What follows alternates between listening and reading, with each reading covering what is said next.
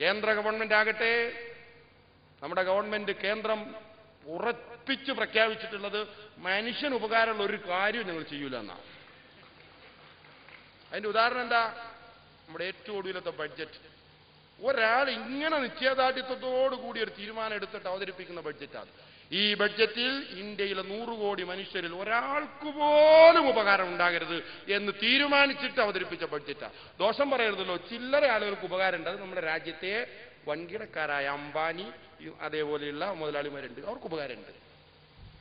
ബാക്കി രാജ്യത്തെ സാധാരണക്കാരന് ഒരു ഉപകാരവും ഉണ്ടാകരുത് എന്ന് തീരുമാനിച്ചൊരു ബഡ്ജറ്റാണ് പ്രണബ് മുഖർജി പാർലമെന്റ് അവതരിപ്പിച്ചത്. ഇവിടെ പട്ടിണി കൊണ്ട് മനുഷ്യൻ തെക്ക് വടക്ക് പാഞ്ഞോണ്ടിരിക്കുക.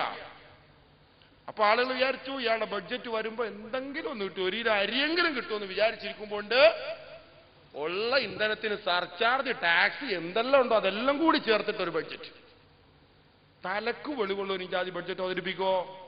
എന്താണ് ഇവർക്ക് സംഭവിച്ചത്? ജനങ്ങളെ മറന്നുപോയ ഭരണകൂടം, ജനങ്ങളെക്കുറിച്ചൊരു വിചാരവുമില്ലാത്ത ഭരണകൂടം.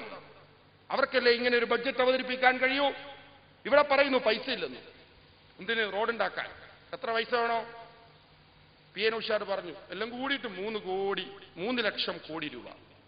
ഈ ബഡ്ജറ്റിൽ പ്രണബ് മുഖർജി ഇന്ത്യയിലെ വൻകിട കോർപ്പറേറ്റുകൾക്ക് നൽകിയ നികുതി ഇളവ് എത്രയാണെന്നറിയുമോ? 3.5 ലക്ഷം കോടി രൂപ. റോഡ് ആർക്കൊക്കെ ഉപകരിക്കും? 100 കോടി ജനങ്ങൾക്ക് ഉപകരിക്കും. 3.5 ലക്ഷം കോടി രൂപ ആർക്ക് കിട്ടും? ഇന്ത്യയിലെ 100-ൽ താഴെയുള്ള കോർപ്പറേറ്റുകൾക്ക്. അവർക്കിത് വിട്ടുകൊടുക്കാൻ ഒരു മടിയും കാണിക്കാത്ത പ്രണബ് മുഖർജിയാണ് ഇന്ത്യയിലെ മുഴുവൻ ജനങ്ങൾക്കും ഉപകരിക്കുന്ന ഒരു പൊതുവഴിക്ക് വേണ്ടി നയാ പൈസ തരില്ല എന്ന് പറയുന്നത്. അപ്പൊ ഇവരുടെ ഉദ്ദേശം എന്താ?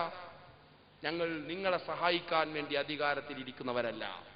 നമ്മുടെ പ്രധാനമന്ത്രി ഉറങ്ങിക്കിടക്കുമ്പോൾ വിളിച്ചിട്ട് ചോദിച്ചാലും അദ്ദേഹത്തിന്റെ പ്രതിബദ്ധത അങ്ങ് പടിഞ്ഞാട്ടായിരിക്കുമെന്ന് പ്രഖ്യാപിച്ചു.